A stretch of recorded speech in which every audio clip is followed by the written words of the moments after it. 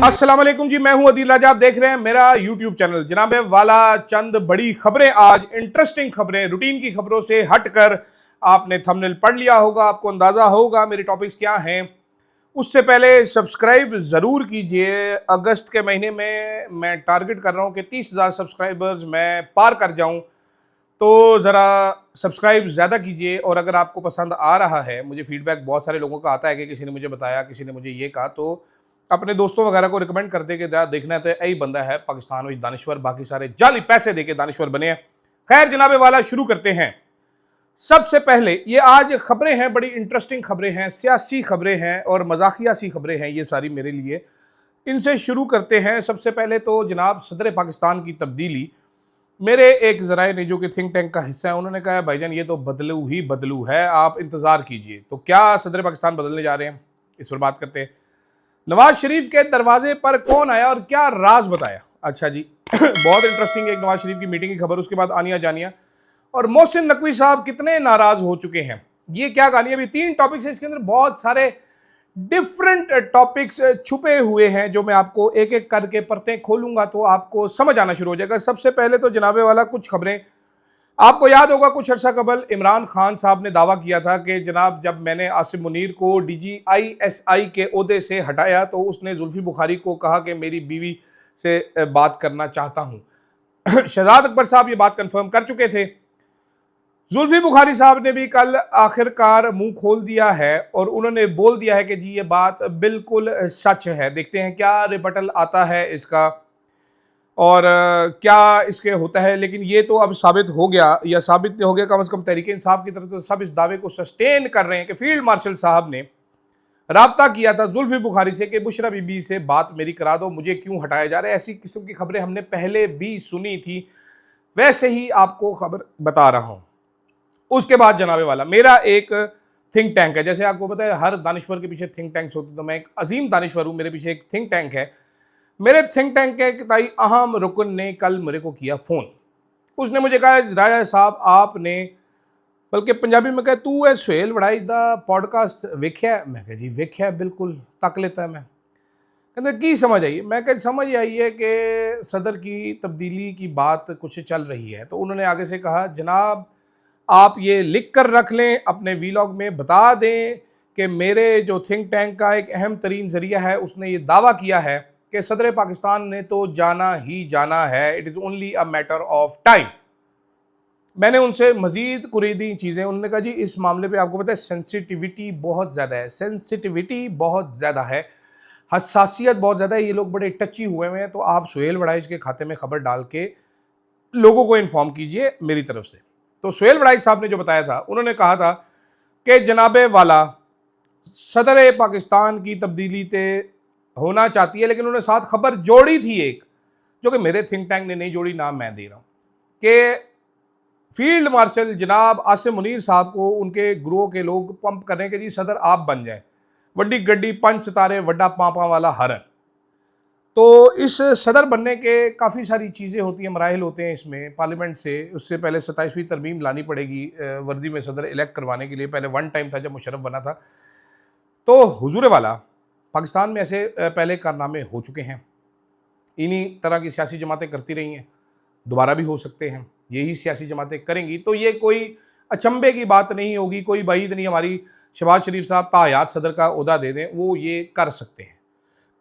आपको याद होगा इससे पहले जनाबे वाला कौन था वो, एजाज सैयद साहब ने भी ये खबर फोड़ी थी। उससे पहले काफ़ी सारे लोग भी और ये बात कर चुके हैं। तो अब मेरे थिंक टैंक के मुताबिक जरदारी साहब ने जाना है, किसी और ने आना है।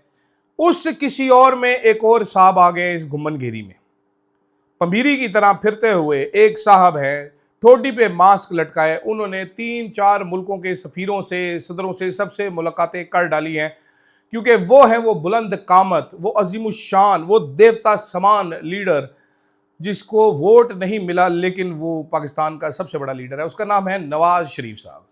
बाऊजी इज इन एक्शन। खबरें कुछ नून लीग के अंदर के गहराई वाले कैंपों से आ रही हैं कि Bauji thinks he can be the president of the country and he fits the description. क्योंकि बाऊजी देखें चीफ मिनिस्टर पंजाब रह चुके हैं, बाबूजी सरमायाकारी के वजीर भी उससे पहले रह चुके हैं। उसके बाद बाबूजी वजीर आजम बन गए, बाबूजी फिर वजीर आजम बन गए, बाबूजी फिर वजीर आजम बन गए। अब बाबूजी क्या हम बाबूजी को मजीद बनाए? पाकिस्तान उनको अल्लाह मियाँ तो बना नहीं सकता, बाबूजी को हम नाउज़ुबिल्लाह क्या बना दें? अब तो फिर एक ही ओहदा रखे, या तो हम बाबूजी को चीफ जस्टिस लगा दें या आर्मी चीफ लगा दें। ये इन दोनों में थोड़ी मुश्किलात का सामना बाबूजी को करना पड़ सकता है लगने में। तो बाबूजी वैसे तो आर्मी चीफ के लिए वो परफेक्ट है, क्योंकि सारी जंग का प्लान जो है वो बाबूजी ने बनाया था, बाबूजी ने बताया था कि कैसे जंग लड़नी। तो बाबूजी could be a very good army chief. Chief justice में याहिया अफरीदी साहब जो काम कर रहे हैं वो ये बाबूजी भी कर सकते हैं, बल्कि इनसे अच्छा कर सकते हैं। याहिया अफरीदी साहब को एक आधा मुल्क बाहर बुलाते हैं, बाबूजी को 75-70 मुल्क बाहर बुलाया करेंगे बाबूजी, नहीं तो वो हासिल कर लेंगे, क्या उसको कहते हैं, इन्विटेशंस। तो या तो ये कर सकते हैं, वरना तीसरी चीज़ ये है कि बाबूजी की मौजे भी लग रहे हैं, बाबूजी की इज्जत भी सबसे ज़्यादा हो, तनख्वाह भी सबसे ज़्यादा हो, वो है सदर पाकिस्तान। तो हमारे कुछ ज़राए ये कह रहे हैं कि बाबूजी के दिल में दबी दबी राख चिंगारी ये भी है सदर पाकिस्तान बनने की। लेकिन हमारे ज़राए के मुताबिक बाबूजी के पास नून लीग के एक अहम रकन पहुंचे, बड़ी बड़ी मूछें लेके अपनी। उन्होंने बाबूजी को कहा कि बाबूजी, शहबाज साहब सिर सुट के बैठे ने, but on ground we are eroding. आप इरोडिंग का मतलब समझते हैं? इरोजन का मतलब जब पानी आता है बहाव से तो मिट्टी बहा के ले जाता है। वो मिट्टी थरपारकर की हो तो वो लाला मूसा से मिलती है, वो मरी की मिट्टी हो तो वो छतर पार्क से मिलती है, और वहाँ से और पानी आए तो वो इस्लामाबाद में F9 पार्क से मिलती है। तो वो कहते हैं जी we are eroding, our political capital is eroding. बाबूजी मैं कब तक अकेला लड़ूं? मैं हर बंदे को बता रहा हूँ कि मोहसिन नकवी हमसे ज़्यादा ताकतवर है, हमसे ज़्यादा शाना है, उसकी पावर ज़्यादा है, उसके पास हर चीज़ ज़्यादा है।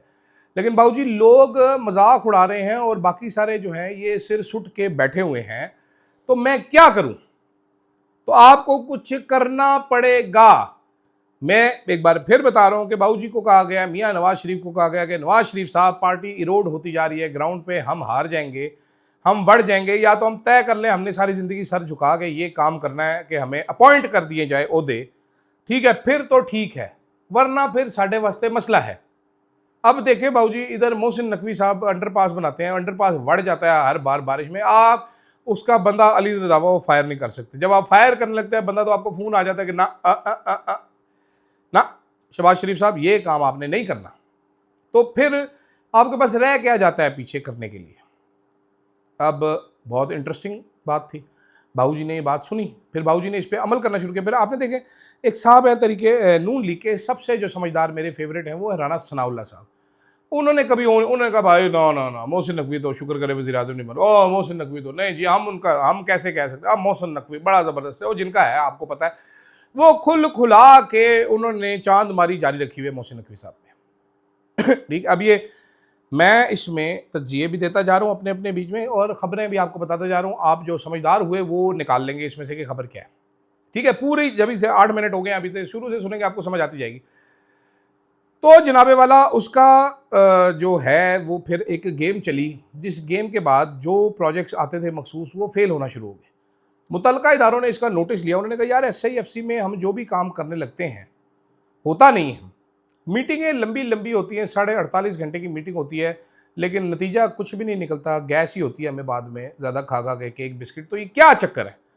तो पता ये लगा, उनको मशकूक शक हुआ कि जनाब ये शहबाज शरीफ के ज़ेर इंतज़ाम जो ब्यूरोक्रेसी है ये पहले ही लीक कर देती है वजारत दाखिला से प्लान्स, और फिर वो फेल किए जाते हैं। अच्छा, साथ मोहसिन नकवी को सपोर्ट नहीं दी जा रही थी जनाबे वाला, जो खातिर खा सपोर्ट वो चाहते थे, वो तो चाहते थे कि मुझे ट्रीट किया जाए एज सुपर किंग, वो नहीं हो रहा था। नून लीग के बाकी लोग वो जैसे वो ज़फ़र रहमान को ट्रीट करते हैं वैसे मोहसिन नकवी को ट्रीट कर रहे थे। तो फिर क्या हुआ, वो आप सामने वाली फूफा मैंने जब बैक पे देखें, तो फिर क्या हुआ, फिर मोहसिन नकवी साहब ने अपना जो है वो सामान चुका, वो अपना दफ्तर लेके चले गए कन्वेंशन सेंटर में कि मैं इधर बैठा करूँगा। जैसे अता तारड़ साहब अपना दफ्तर उठा के वो उधर गए पार्क चाइना सेंटर में कि मैं इधर बैठा करूंगा, इस तरह मोहसिन नकवी सब कन्वेंशन सेंटर में चले गए कि मेरा दफ्तर इधर है, सबसे अलग, सबसे अलग भाई, सबसे जुदा, वाह भाई वाह, वाह भाई वाह। वो उधर चले गए कि मेरे मंसूबे लीक होते हैं, यहाँ से SIFC को लीक किया जा रहा है, ब्यूरोक्रेसी की वजह से ये किया जा रहा है, वो किया जा रहा है, तो उधर जा चुके हैं। अब आपने देखा होगा कल कि CDA ने जो इश्तिहार 4 करोड़ 73 लाख का जारी किया मोहसिन नकवी के घर का, ये किसने बताया मोहसिन नकवी का घर है? नूनीज। सो नूनीज are leaking this and Mohsin Naqvi is not happy. So ultimately जो चंद लोग कह रहे हैं कि कड़मस पड़ने वाला है, वो कड़मस आप इंतज़ार कीजिए, वो कड़मस मेरा ख्याल है 1-1.5 महीने में आपको नज़र आना शुरू हो जाएगा मियाँ साहब की एक्टिविटी। अब देखिए जो लाहौर जाके मरी जाके बैठे रहे, ये पूरा टाइम बैठे रहे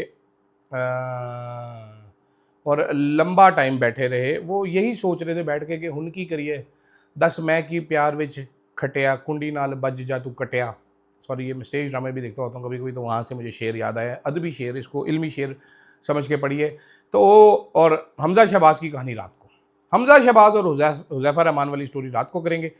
अभी ज़रा हम ये पब्लिश करते हैं, रात को वो स्टोरी करेंगे। बहुत ही इंटरेस्टिंग स्टोरी है, you will like it, you will enjoy it. फ़िलहाल के लिए मुझे दीजिएगा इजाज़त, अल्लाह हाफ़िज़।